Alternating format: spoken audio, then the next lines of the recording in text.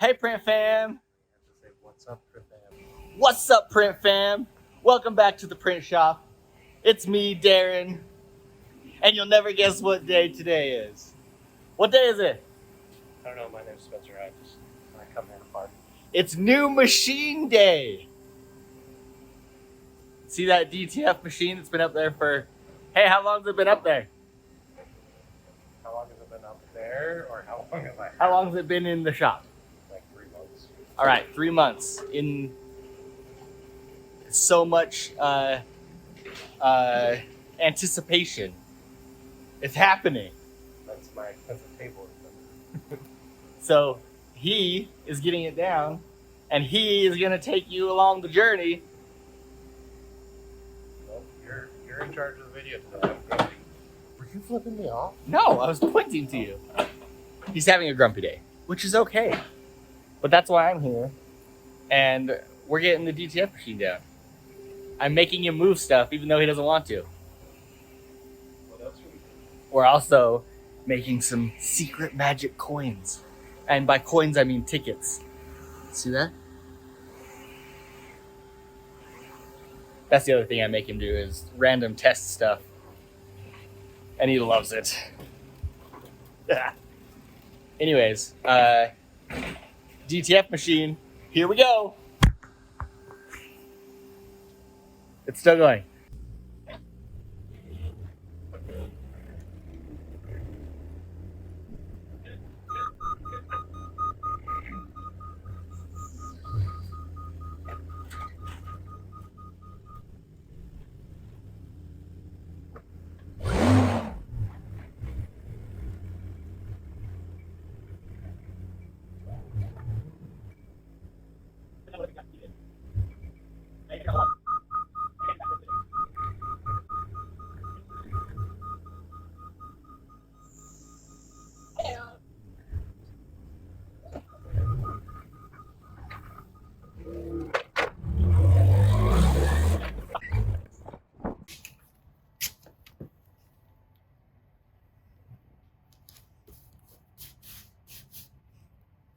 You're having too much fun. Is this your new calling in life? Hey, listen, I'm not here. You're talking to them. You're talking to the Print Fam. Right here.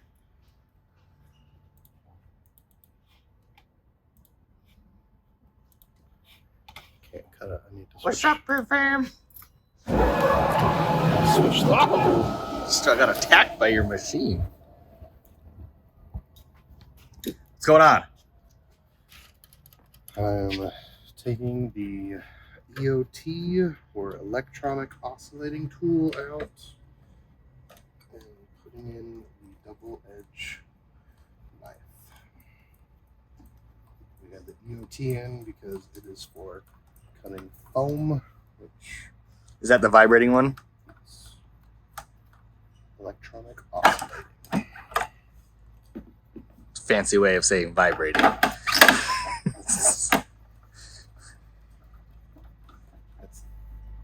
Yep. If you want, the shake weight's over in the corner. Yes.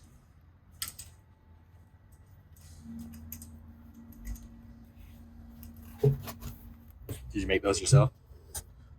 So this was a cabinet box that my brother, they screwed up on. I had them add this second set to the top, but they have these cabinet boxes, and the tools came with the foam, so we just repurposed it. Nice.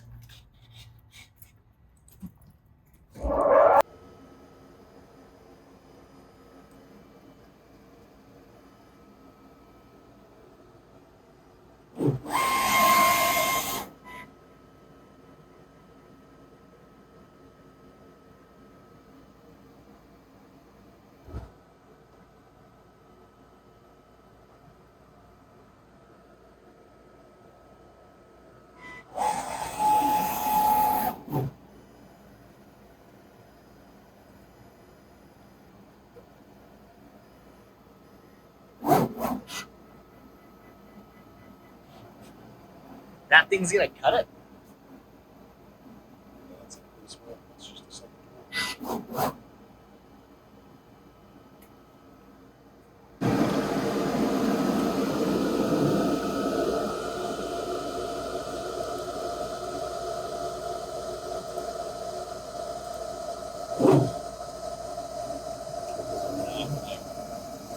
The shimmery. So what, you're trying to line up the dot and it's just too shiny? Hey, there we go.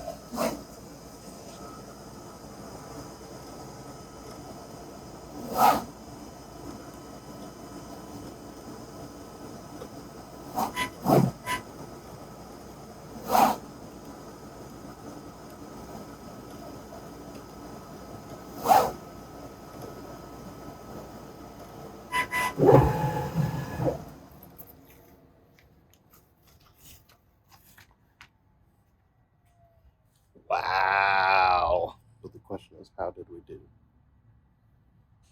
Not terrible. Wow. Look at those. It's actually really cool. You're pretty good at this, you know that? It's like you've done it before. This one, we could probably nudge it over to the right a little bit on both of them. But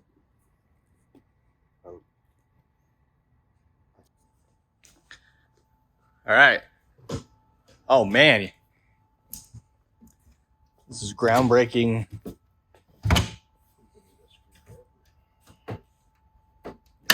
Pop into these bad boys.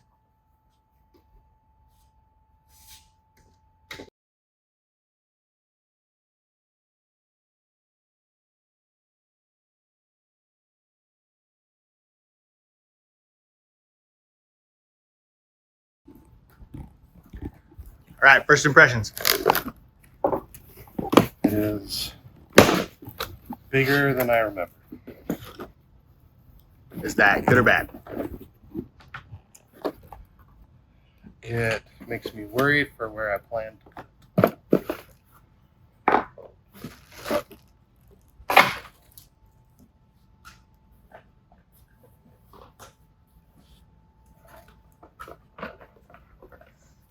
It's a lot of screws.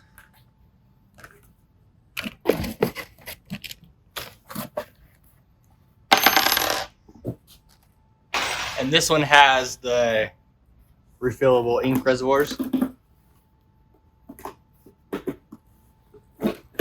which is a must. Do they even make like cartridges anymore? Is that a thing? Or are those pretty much phased out? So, like my Canon uses cartridges, the HP uses cartridges, the Logo Jet that I'm looking at uses cartridges. A lot of machines still use them. The main reason, from my understanding, is it just helps prevent bubbles and getting air in lines. And Because it's like a vacuum sealed cartridge. I don't know how true that is. I know that's what the marketing material says. But Sounds like someone trying to make some money. this, as far as I know, you can theoretically use just about any DTG, DTF, film, powder, ink. Most of them just use like Epson printheads anyway. But I did not pay for this machine. It is technically not mine. Uninet provided it for me to learn and make content with, but it is just a demo unit. I do need to disclose that.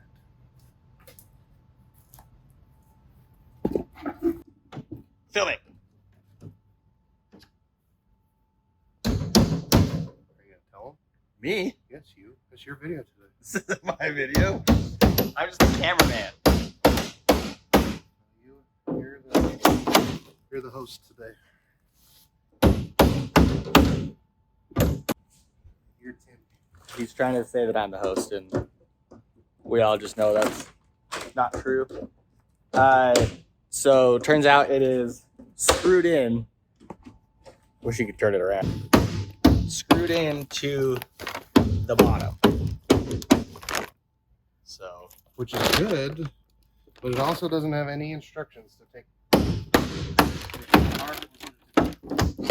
Yeah, so this is pretty much the layout right now. Got all the pieces. This is a book for the software, but it doesn't have anything to do with the setup and instructions. So it's going to be a bit of a learning curve to get this thing up and running.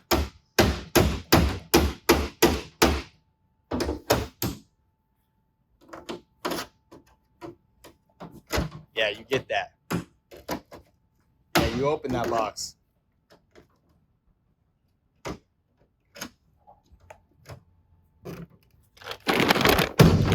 That was totally empty. No, it's not.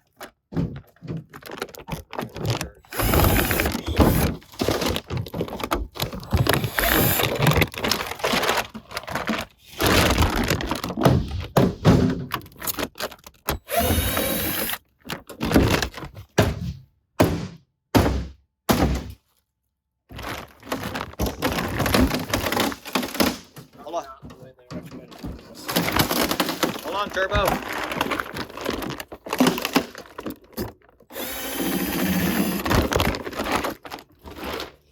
Yeah, let's disclaimer that. Sometimes Darren does things to show that you shouldn't do them that way. Because this is probably not the recommended way to get this out of the box. Seems slightly destructive. We're just gonna get all these bad boys.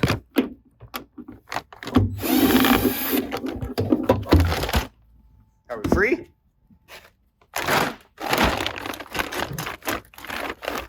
Okay, let's lift it out.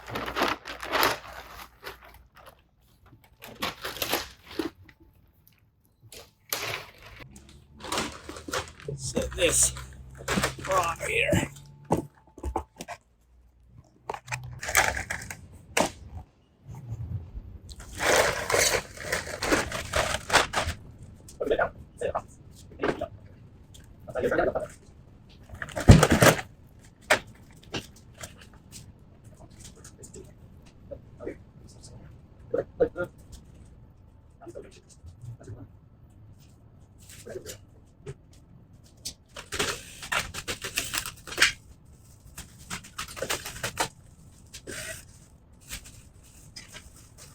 Back up. Together. It was 42 by 15 and a quarter, which sucks because the pallet racking is 42 inches. So it's literally going to be the full depth, meaning if I put it there, then it's going to be a pain to access. Let's go look. Let's go show where it's going. Ooh. And it feels like the construction feels like super, like it's all metal. It feels nice. How shiny and pretty. It's kind of weird that the emergency stop button is Below. recessed, because usually Just gonna have to hit it like this. Give it the ostrich poke.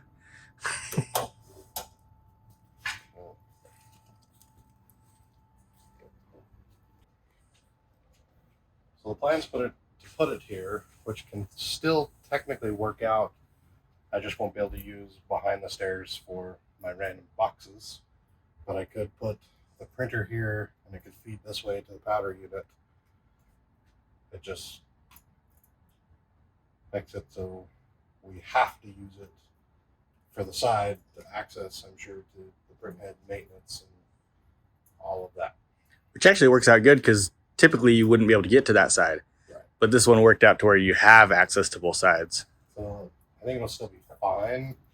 I think because when I saw it at Printing United, I remember it just being on like a folding table, which is why it just feels bigger. But granted, we're in like 100,000 square foot conference center, but it'll probably be fine. Right here. So these are 42. This will be the exact. Yeah, so this width. board is 42 by 9 feet. So it'll be exactly.